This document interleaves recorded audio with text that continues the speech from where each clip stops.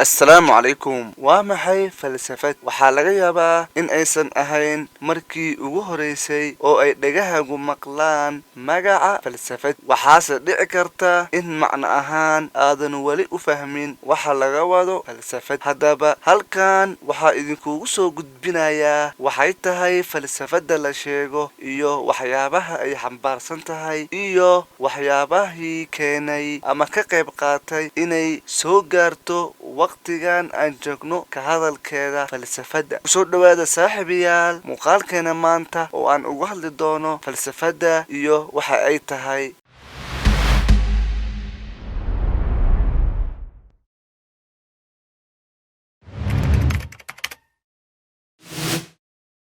falsafadu waa erey Gariig ah lana mid ah macna ahaan xikmad jacayl waana barashada arrimaha gundhiga u ah dhibaatooyinka quseeya nolosha iyo wax kastaba sida jiritaanka aqoonta luqadaha waqtiga akhlaaqda qiimeynta maskaxda iyo xeerarka bulshada iyo wixii la mid ah ereygan falsafad sida loo maleynayo waxaa markii ugu horeysay laga adeegsaday dalka maanta loo yaqaano Gariiga waana sida ku cad taariikhda sida la sheego waxa ay bilaabantay adeegsiga falsafada maanta aynu naqaano qarnigii 16aad ee miilaadiga qaababka falsafada waxaa ka mid ah su'aaleynta wax waliba iyo in si aad loogu doodo su'aal kasta oo ku xiran ogaanshaha dadka ku wada nool dunida oo dhan iyada oo si cilmiyeysan loo soo bandhigayo hadba baahida loo qabo in wax badan loo cadeeyo dadka qaab waafaqsan falsafada iyo aqoonta guud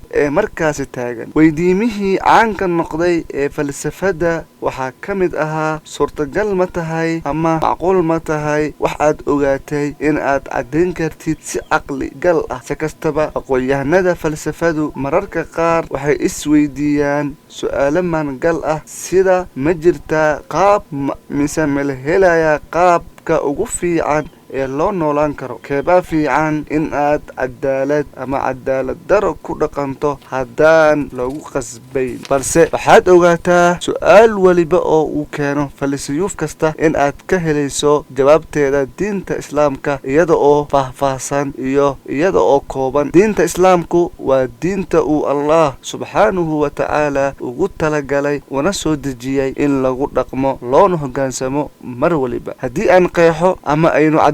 falsafyuufka wuxuu yahay falsafyuuf waxaa la yiraahdaa qofka daraaseeya ama soo saara falsafada ama haddii aan si kale u tilmaamo falsafyuuf waa qofka wax ka qora ama sharxa xikmadaha falsafada sidoo kale qofka xikmadyahanka ah ayaa ah ama waxaa loogu yeeri karaa ama loogu yeeraa falsafyuuf waxaan filayaa saaxiibayaal inaan wada socono isla markaana uu cad yahay ujeedka qaybinta falsafada qaybo badan ayay u qaybsantaa falsafada isla markaana mar waliba waxa ay ku xiran tahay hadba cilmiga markaas laga hadlayo iyo doodiisa si loogu soo bandhigo qaab cilmiyeysan oo fudud oo leh ujeedooyin cadcad badanaa su'aalaha markaas laga hadlayo ayaa ah kuwa kala qaybiya ama jiheeya falsafada tusaale ahaan haddii laga hadlayo mawduuc ku saabsan luqadda waxaa loo yaqaanaa falsafatu lugha oo macnaheedu yahay cilmiga falsafada luqadaha si guud falsafada oo idil waxa ay u qaybiyaan ama